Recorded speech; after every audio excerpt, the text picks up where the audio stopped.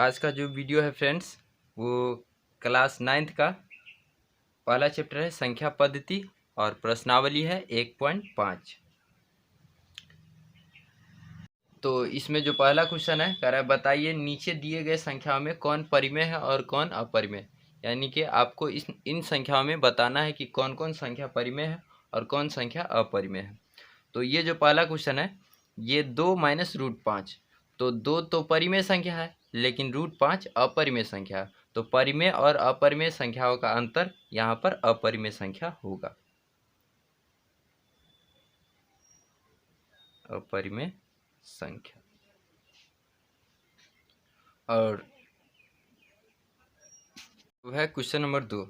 Question number 2 में है 3 + √23 - √23। तो ये इसको बाहर निकालेंगे, 3 + √23 - √23। तो ये है +√23, ये -√23, ये दोनों आपस में कैंसिल हो जाएगा। तो ये बचेगा 3। तो 3 हमारा परिमेय संख्या है, परिमेय संख्या। आते हैं क्वेश्चन नंबर 3। क्वेश्चन नंबर 3 में है 2 √7/7 तो ये √7 से √7 कैंसिल हो जाएगा। तो ये आपका 2/7 और 2/7 परिमेय संख्या है, परिमेय संख्या। Question number 4। क्वेश्चन नंबर 4 है 1/√2। तो 1 तो परिमेय संख्या है, लेकिन √2 अपरिमेय संख्या है। तो ये कुल मिलाकर पूरा हो जाएगा अपरिमेय संख्या, अपरिमेय संख्या। अब है last question number 5। Question number 5 में है 2π। तो हम जानते हैं कि पाई अपरिमेय संख्या है और 2 परिमेय संख्या है। तो परिमेय गुने अपरिमेय संख्या यहाँ पर हो जाएगा अपरिमेय संख्या।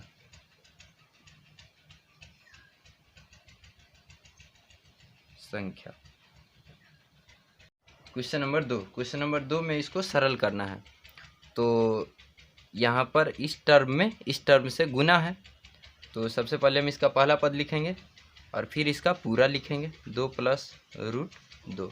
फिर प्लस इसका दूसरा पद लिखेंगे √3 और फिर ये पूरा 2 + √2।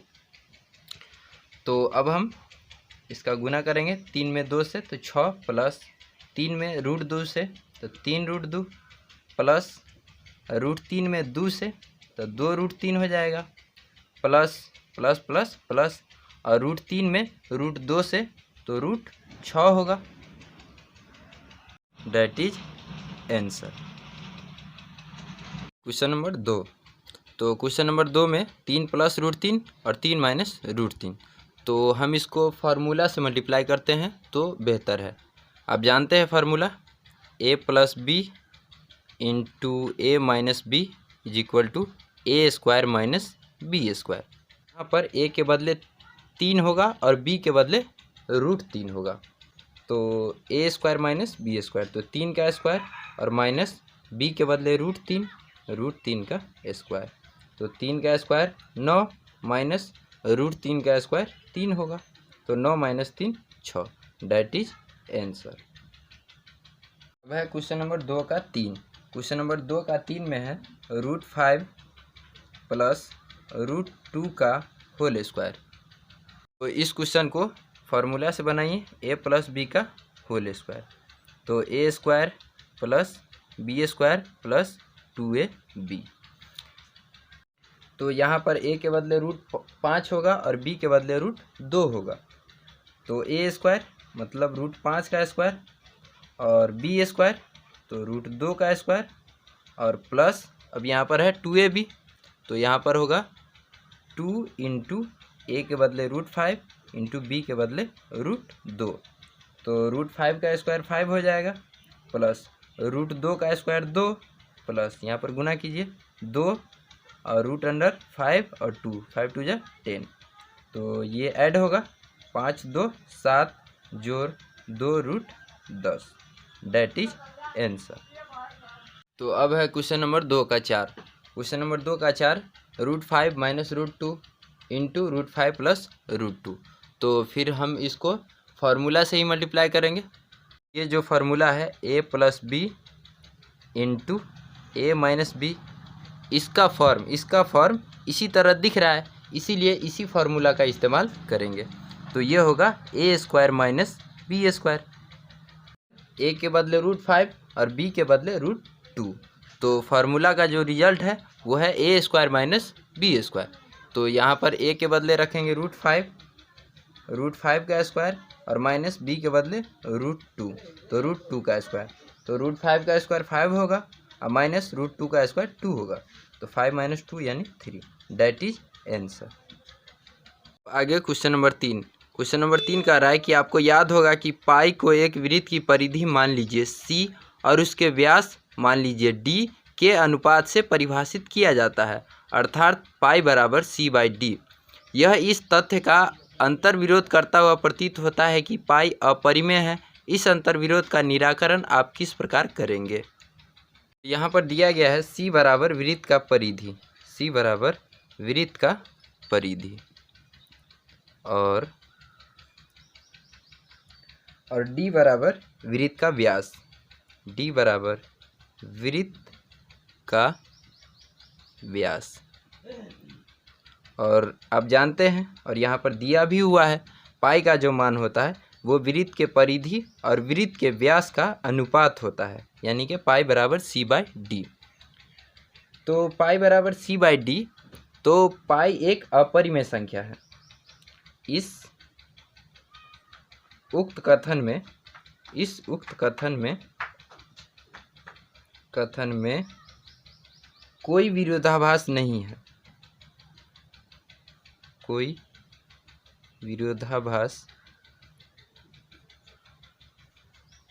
नहीं है। इस उक्त कथन में कोई भी विरोधाभास नहीं है, क्योंकि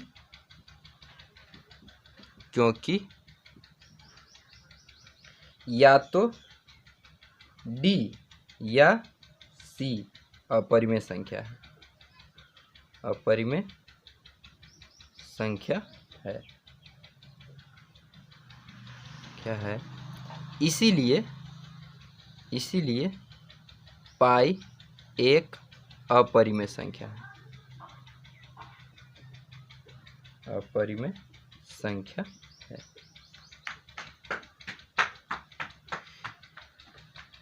इसका जो निष्कर्ष है वो इस तरह है कि इस उक्त कथन में कोई विरोधाभास नहीं है, क्योंकि या d या c अपरिमेय संख्या है, या तो d या c अपरिमेय संख्या है, इसीलिए पाई एक अपरिमेय संख्या होगा। मतलब c और d में से कोई अपरिमेय संख्या रहा होगा, जिसके कारण पाई अपरिमेय संख्या है। अब है क्वेश्चन नंबर 4। क्वेश्चन नंबर 4 में है कि संख्या रेखा पर √9.3 को निरूपित करें। तो आपको संख्या रेखा पर √9.3 को दर्शाना है। तो आप सबसे पहले एक संख्या रेखा लें और ये 9.3 सेंटीमीटर का होना चाहिए, 9.3 इकाई का, और इसका नाम रखें ए और यहाँ b। ये आपका 9.3 इकाई का है। फिर हम b से 1 सेंटीमीटर यानी 1 इकाई और लेंगे और उसका नाम रखेंगे c। तो इस तरह BC बराबर 1 इकाई। तो अब हम AC, A और C, AC जो रेखा है उसको हम समद्विभाजित करेंगे। तो समद्विभाजित करने आपको आता होगा, यहाँ पर AC आधा से ज़्यादा, अंदाज से ही आधा से ज़्यादा माप लेंगे और यहाँ से एक बार ऊपर की तरफ काटेंगे और एक बार नीचे की तरफ। फिर अब हम इसको A पर रखेंगे और फिर इसको विभाजित करेंगे और फिर इसको काटेंगे। तो इस तरह एक बार यहाँ काटा और एक बार यहाँ। तो इस दोनों कटान बिंदु को हम मिलाएंगे। तो इस दोनों कटान बिंदु को जब हम मिलाते हैं तो वो इस लाइन को इस बिंदु पर काटता है। तो इस बिंदु का नाम रखेंगे O। ओ जो है यहाँ पर ओ AC का मध्य बिंदु है। अब हम OC को O से C या फिर O से A, तो OC को त्रिज्या मानकर एक अर्धवृत्त खींचेंगे। तो आप इसे ध्यान से देखें, यहाँ पर OA को मानिए या फिर OC को मानिए, बात बराबर ही है क्योंकि O मध्य बिंदु है।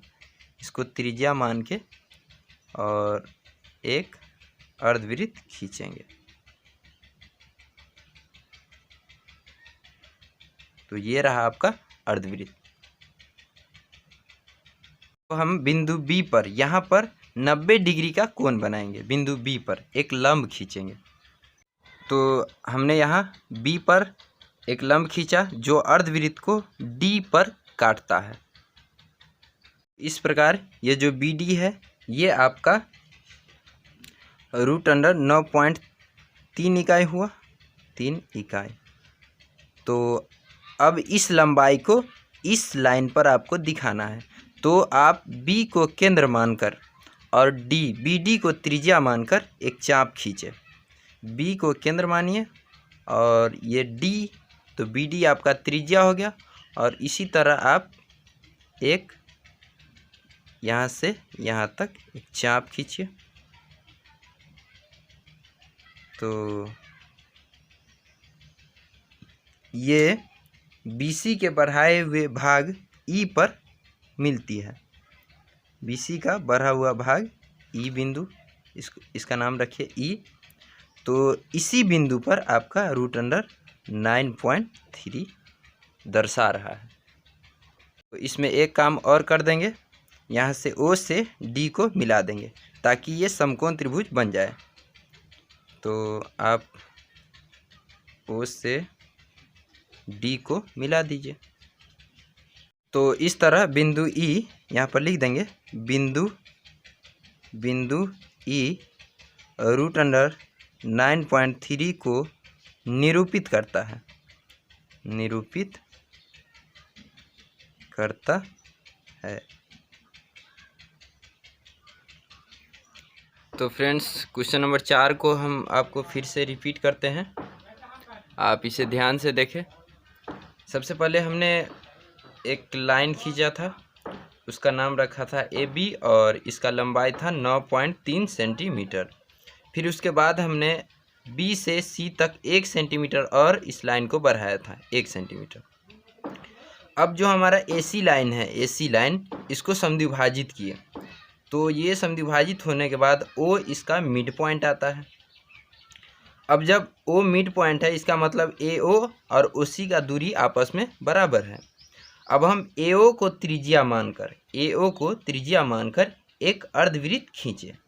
तो ये आपका रहा अर्धवृत्त, ये है आपका अर्धवृत्त।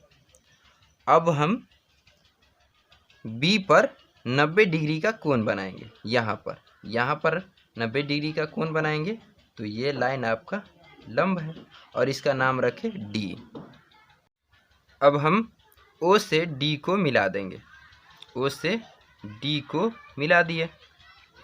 अब B को केंद्र मानकर, इसको केंद्र मानिए और BD को त्रिज्या मानिए। B को केंद्र मानकर BD को त्रिज्या मानकर यहाँ से एक चाप खींचेंगे जो BC के बढ़े हुए भाग E बिंदु पर मिलता है। तो यहीं पर आपका √9.3 निरूपित हो जाएगा। अब इसका व्याख्या सुनिए। हम BD को ही त्रिज्या क्यों माने? तो समकोण त्रिभुज में OBD में जब आप BD का लंबाई निकालिएगा तो इसका लंबाई आपको √9.3 आएगा। तो इसका लंबाई है √9.3। तो इसीलिए इसको त्रिज्या मान के जब हम एक चाप खींचे तो वो बिंदु √9.3 को ही निरूपित करेगा। लिख लेंगे बिंदु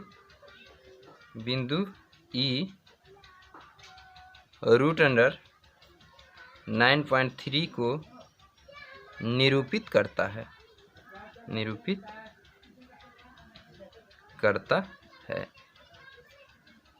दैट इज आंसर। अब है क्वेश्चन नंबर 5। क्वेश्चन नंबर 5 कह रहा है कि निम्नलिखित के हरों का परिमेयीकरण कीजिए। हरों का परिमेयकरण कहने का मतलब कि हर में जो अपरिमेय संख्या है उसको आप परिमेय बना दीजिए। तो पहला क्वेश्चन है 1/√7।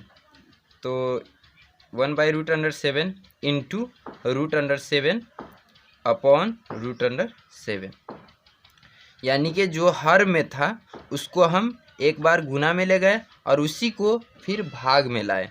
अब √7 में 1 से मल्टीप्लाई करेंगे तो √7, और √7 में √7 से मल्टीप्लाई करते हैं तो ये 7, डैट इज आंसर।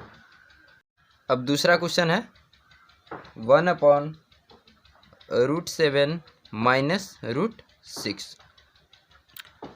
तो इसमें 1/√7 माइनस √6 लिखेंगे और इंटू, और इसी चीज़ को हम एक बार गुना में लिखेंगे और एक बार भागा में लिखेंगे, यानी कि √7 √6 अपॉन √7 √6।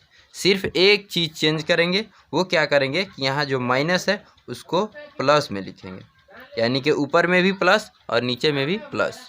अब √7 प्लस √6 में 1 से मल्टीप्लाई करेंगे तो ये उतना ही होगा, √7 प्लस √6 अपॉन, अब इस पूरे चीज़ से मल्टीप्लाई करेंगे। तो आप इसे ध्यान से देखिए, ये a plus b a minus b वाला फार्मूला पर जाता दिख रहा है।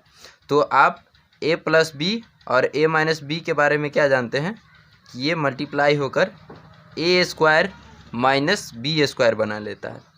तो यहाँ पर जो शुरू में है √7 उसका स्क्वायर होगा, अब माइनस बाद में है √6 उसका स्क्वायर होगा। तो ये √7 प्लस √6, तो √7 प्लस √6 अपॉन √7 का स्क्वायर 7 माइनस ये रूट से स्क्वायर हटेगा यानी 6, तो आपका आंसर है √7 plus √6 upon 1, that is answer. तो अब आप बाकी जो 2 क्वेश्चन और बच गए 3 और 4, तो आप इसी तरीक़ा से, यानी जो जिस तरीके से हम क्वेश्चन नंबर 2 को बनाए हैं उसी तरीके से 3 और 4 को बना सकते हैं। तो इस तरह आपका चैप्टर समाप्त हुआ।